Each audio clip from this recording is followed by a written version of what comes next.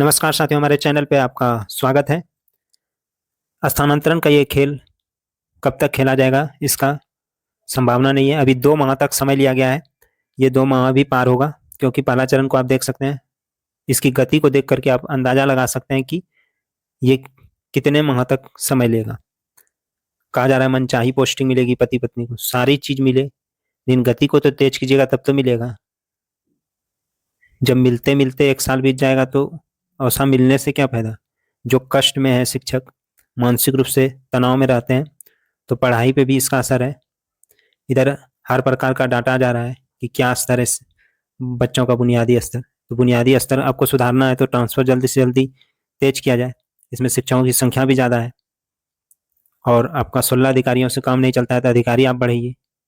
सबसे अच्छा बात यह रहा था कि पहले चरण का कुछ तारीख फिक्स रहता, जनवरी और फरवरी तो निकल गया और पहला चरण ही कंप्लीट नहीं हुआ है, और इसी में सबसे ज़्यादा समय लगना भी है। ये शुरू से कहा जा रहा है। दिक्कतें हैं इसको करने में पहले चरण को, तो उसी प्रकार से विभाग से वर्ग अधिकारियों को लेना चाहिए, ताकि जल्द से जल्द काम पूरा किया जाए। पूरा काम करने की मंशा होना चाहिए। आप चुनाव देख लीजिए, इतना बड़ा रहता है, तो मंशा रहती है तो वो टाइम पे ही हो जाता है। आपकी मानसिकता ही नहीं है सही से क्लियर कराने। शिक्षकों को तड़पता छोड़ दें। मछली को जिस तरह जल से बाहर निकाला जाता है, तड़प तड़प के मरता है, उसी तरह परेशानियों में डालने का।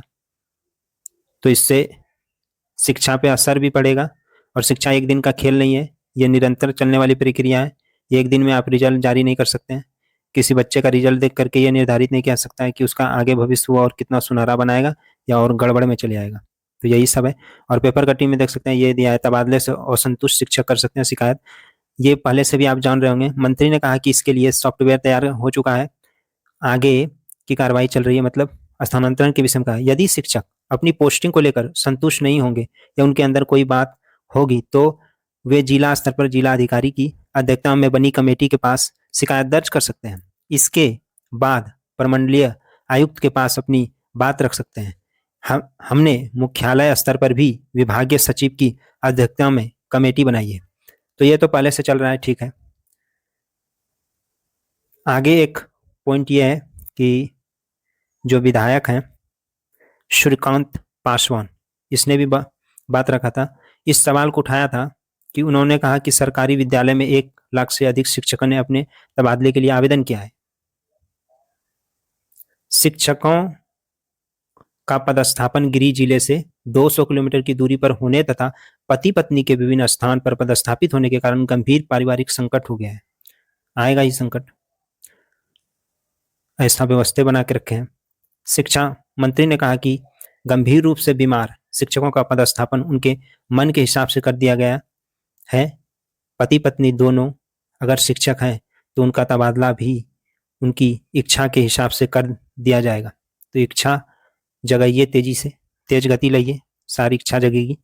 यही तेज गति लाने की जरूरत है शिक्षा मंत्री को, सुनील कुमार को।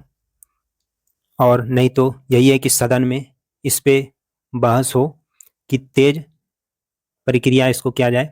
जब तक बहस नहीं छिड़ेगा तब तक ऐसे जो सरकार में रहते हैं वो अपना पक्ष तो रख ही देते हैं और ये स्लो मोशन में चलते रहता है। आप अदर कामों को भी देख सकते हैं। बिहार में देख लीजिए, बिहार एसएससी को क्या स्थिति है। पूरा 1 साल निकल गया लेकिन कोई एग्जाम नहीं है, सिर्फ बहाली निकाल के छोड़ दिए। तो यही सब है। करने की मनसा होना चाहिए। अगर करने की मनसा है तो काम जल्दी से निकलेगा। तो यही सब बातें हैं। इसमें लेट और लगेगा, दूरी वालों को और इंतजार करना पड़ेगा, यही बात जान लीजिए। 2 माह का है लेकिन 2 माह से ज़्यादा लगेगा। तो अब हम अपने चैनल से विदाई लेते हैं। आप सब्सक्राइब और लाइक जरूर कीजिएगा। धन्यवाद।